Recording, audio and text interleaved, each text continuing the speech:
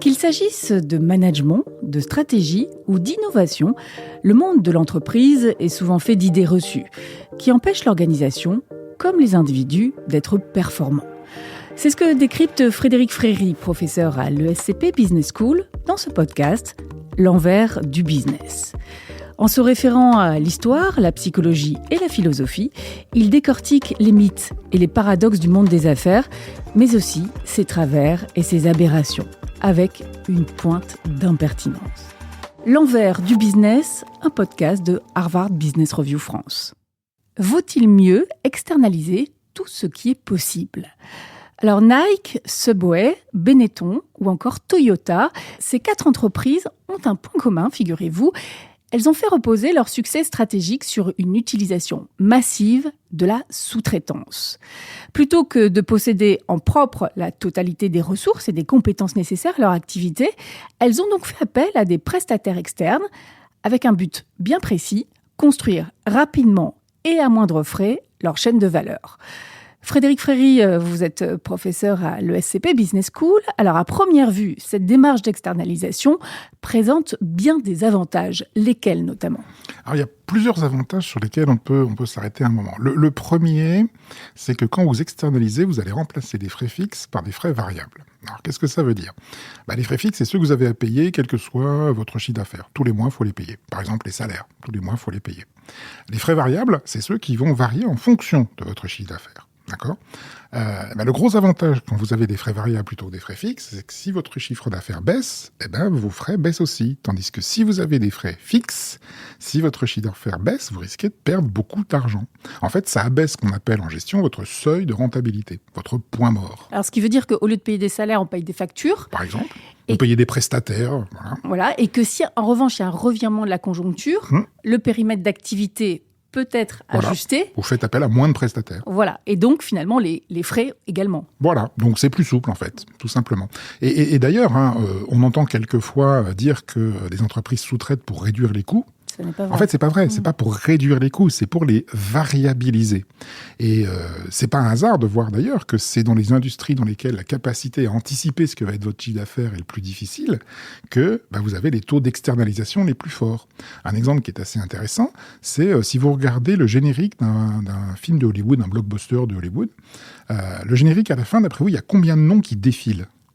Alors, pour vous aider, le générique, il dure en moyenne 7 minutes. Maintenant, il y a 2 morceaux de musique au moins et un bout de film au milieu. Aucune idée. En fait, vous avez 5 à 6 000 noms qui défilent. 5 à 6 000 personnes sont impliquées dans la fabrication d'un film tel que celui-là. Maintenant, si vous allez à Hollywood, à Los Angeles, en Californie, et que vous allez voir la chambre de commerce, et que vous leur dites, est-ce que je peux avoir l'annuaire des entreprises qui travaillent dans le cinéma à Hollywood ? Ils ont ça, ils vont vous le donner. Et vous regardez quelle est la taille de ces entreprises en nombre de salariés. Vous verrez que c'est toutes des toutes petites entreprises qui font 2, 3, 5 personnes.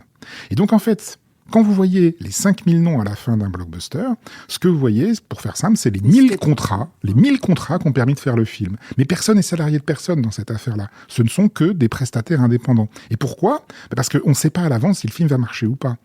Et si jamais vous imaginez, le film est un four, si vous avez les 5000 salariés, mais ça va être une catastrophe. Et donc, tout fonctionne sur du variable. Tout fonctionne sur de l'externalisation. Et donc, davantage de flexibilité. Davantage de flexibilité, absolument. Alors, deuxième avantage, quel est-il ? Alors, le deuxième avantage, là, c'est plutôt une question de pilotage. C'est que ça transforme tous les coûts indirects en coûts directs. C'est-à-dire ? Alors, c'est-à-dire, il y a une chose que les chefs d'entreprise, en général, ils aiment pas trop, c'est quand on leur dit, ouais, mais tous vos coûts indirects, par exemple, tiens, votre département d'informatique, il vous coûte combien ? Et à chaque fois que vous vendez quelque chose, vous allez imputer combien de votre coût informatique sur ce que vous vendez. C'est très difficile. En général, ils vous disent « ça me coûte cher, mais bon, je préfère pas trop savoir. » Enfin, si mon comptable me l'a dit, mais il me l'a dit grâce à des clés de répartition qui sont un peu contestables. Toujours contestable d'ailleurs. Un coût est une opinion à la base. Mais si vous voulez savoir combien ça coûte, en fait, combien vous coûte votre informatique, combien vous coûte vos ressources humaines, combien vous coûte votre marketing, combien vous coûte toutes ces choses-là, c'est simple, vous les externalisez. Parce que là, vous aurez une facture. Ah oui, vous avez une facture. Elles vont coûter ce que vous allez payer au prestataire. Donc plus de clarté. Et donc plus de clarté en termes de contrôle, en termes de pilotage. En fait, c'est une espèce de paradis pour les comptables. C'est-à-dire que vous savez exactement où répartir les coûts sans avoir à inventer des clés de répartition parce que vous avez directement la facture. Donc en termes de pilotage, c'est beaucoup plus clair. Oui, et pas seulement au niveau du comptable, j'imagine, en termes de pilotage pour réduire ou non certains départements. Alors, l'externalisation transforme aussi, et c'est intéressant, le droit du travail en droit commercial avec parfois les abus qu'on connaît. Ouais, là, on est sur quelque chose de nettement moins sympathique. Ouais. C'est que, évidemment, une entreprise doit respecter le droit du travail. En revanche, quand vous avez des sous-traitants, c'est un contrat commercial. C'est un contrat de prestation. Et oui, et donc c'est le droit commercial qui va s'appliquer et pas le droit du travail. C'est au prestataire de respecter le droit du travail, mais c'est plus à vous, le client, en fait, de respecter le droit du travail. Et ça vous explique pourquoi, quand on dit à Uber, par exemple, mais c'est terrible, vos chauffeurs, vous vous rendez compte, ils vont avoir une toute petite retraite, ils ont carrément pas de couverture sociale, comment osez-vous, c'est scandaleux. Oui, parce qu'on ne paye pas les charges sociales. Ce que répond Uber, il dit, mes chauffeurs.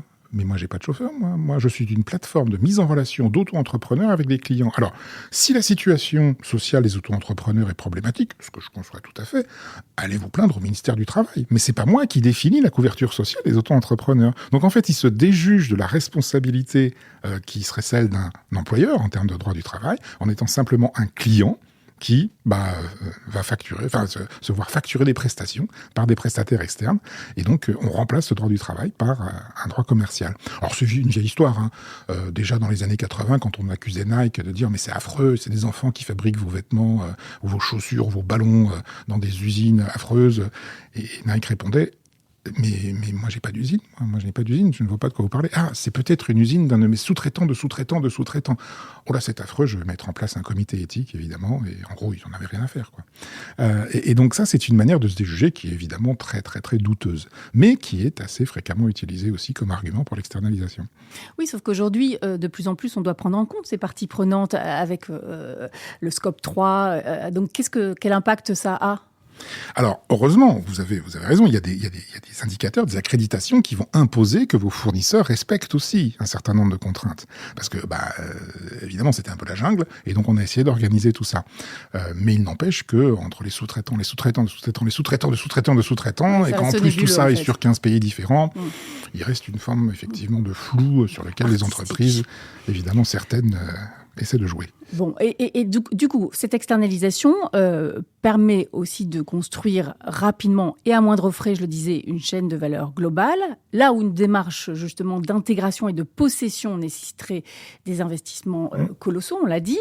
Alors ça, potentiellement, j'imagine que ça offre un formidable effet de levier, surtout pour une entreprise qui débute. Ah oui, c'est très intéressant pour des entrepreneurs qui ont beaucoup d'ambition et peu de moyens. On a quelquefois dit que l'externalisation, c'était une solution pour des pauvres ambitieux. Parce qu'on n'a pas besoin de beaucoup de moyens et vous pouvez tout de suite lever des compétences et des ressources importantes. Uber, ça a été créé par un monsieur qui s'appelle Travis Kalanick, qui n'est pas très recommandable d'ailleurs sur plein d'aspects. Mais en 5 ans, il était présent dans 120 pays. Et avec plus d'1 million de chauffeurs. Et plus d'1 million de chauffeurs, s'il avait fallu recruter 1 million de chauffeurs, acheter 1 million de voitures, ça aurait été complètement délirant, quoi. Il n'aurait jamais pu faire ça. Le faire avec des prestataires externes, le faire avec une plateforme numérique était un moyen, en fait, d'avoir un effet de levier considérable et international pour, en fait, un investissement assez limité. Oui, parce que chaque individu, par définition, avait sa propre voiture. Propriétaire de sa voiture, absolument. Donc, il n'y avait aucun investissement de départ. Absolument. Enfin, relativement limité à la plateforme, bien sûr. Bien sûr. Et Airbnb, par exemple, est-ce que ça a été le même cas ? Même histoire pour Airbnb. S'il avait fallu construire toutes les chambres qui sont en location sur Airbnb, maintenant on est à, je sais plus, 6 ou 7 fois plus de chambres que Accor, qui est le plus gros opérateur hôtelier mondial. Accor, il lui a fallu 50 ans pour faire ça. Ils ont fait ça en moins de 10 ans. Mais là encore, parce qu'ils n'ont rien acheté. Ils n'ont rien acheté, ils n'ont salarié absolument personne, enfin extrêmement peu de gens, de quoi faire tourner la plateforme, mais ils ont fait appel à des prestataires externes, et donc là encore, ça a permis une montée en puissance qui est extrêmement rapide et qui est très attractive pour des entrepreneurs. Oui, ils ont dépassé finalement le 1 million de chambres en moins de 6 ans après leur création. Et oui, ce qui, si on doit soi-même construire les hôtels, alors, quoique dans l'industrie hôtelière, historiquement, on ne les construit pas les hôtels, on prend des franchisés. Accor est une exception, ils construisaient leurs propres hôtels. Généralement, dans l'industrie hôtelière, on a plutôt des franchisés, ce qui est une forme d'externalisation d'ailleurs. Alors, pour résumer, externaliser permet d'avoir une stratégie moins coûteuse, plus flexible, plus claire, mais, car il y a forcément un mais, tous ces avantages se paient au prix d'un inconvénient majeur. Frédéric Fréry, lequel ? C'est le contrôle. C'est que c'est bien beau d'externaliser les ressources, d'externaliser les compétences, mais elles ne sont pas à vous. elles sont à vos prestataires. Et donc un jour, les prestataires peuvent très bien se dire, mais après tout, moi maintenant j'ai accès aux clients, moi j'ai mes ressources, j'ai mes compétences, je ne vais pas passer par le donneur d'ordre, je vais directement accéder aux clients. Et c'est une vieille histoire. Hein. Je rappelle qu'une grande part de l'industrie chinoise aujourd'hui, mais de l'industrie coréenne avant elle et de l'industrie japonaise encore avant elle, c'était des sous-traitants en fait d'entreprises occidentales qui ont développé des compétences, ont développé des ressources, se sont mis à avoir un contact avec des clients et se sont dit, après tout, on peut très bien le faire tout seul. Et donc, quand vous externalisez, en fait, il y a un gros risque si jamais vous externalisez des compétences et des ressources qui sont indispensables pour vous, et un très haut risque, comme on le dit dans le jargon, d'opportunisme de la part de vos prestataires. Alors, comment limiter ce risque? Alors, voilà, bonne question. Peut-être en assurant l'interface avec les clients, c'est-à-dire, justement, c'est ce que font les plateformes numériques, c'est que c'est elles seules qui assurent l'interface avec les clients. Enfin, rien n'empêche de créer une autre interface à côté. Des choses comme Temu, par exemple, sont des interfaces qui se sont créées pour pas passer forcément par Amazon, entre autres. Ça peut être également parce que vous avez construit une marque qui est extrêmement recherchée par les clients. Et les prestataires savent très bien que s'ils vendent en direct, ils vendront peut-être la même offre, mais pas avec la même marque. Et ça, c'est ce qui a sauvé Nike pendant très longtemps. Vous pouvez trouver exactement l'équivalent des chaussures Nike, par exemple sur Temu, qui sont fabriquées par les mêmes industriels que ceux qui fabriquent les chaussures Nike, sauf qu'elles ne s'appellent pas Nike. Or, les gens, ce qu'ils veulent, c'est des Nike. Et donc, à partir de là, c'est un verrou qui permet de contrôler des ressources que vous ne possédez pas. Ces deux méthodes sont généralement les plus classiques, c'est-à-dire assurer une interface ou toute une logistique qui fait qu'on est obligé de passer par vous, ou alors avoir une marque forte qui fait qu'on est obligé de passer par vous si on veut vraiment vendre au même prix. Cet aspect marketing, justement. Bien sûr. Merci beaucoup, Frédéric Fréry. C'est la fin de cet épisode. Merci de nous avoir écoutés. Retrouvez un nouvel épisode chaque semaine sur hbrfrance.fr et les plateformes d'écoute habituelles. Et si ce contenu vous a plu, plongez-vous dans le livre de Frédéric Fréry, 100 idées impertinentes pour mieux manager. À bientôt!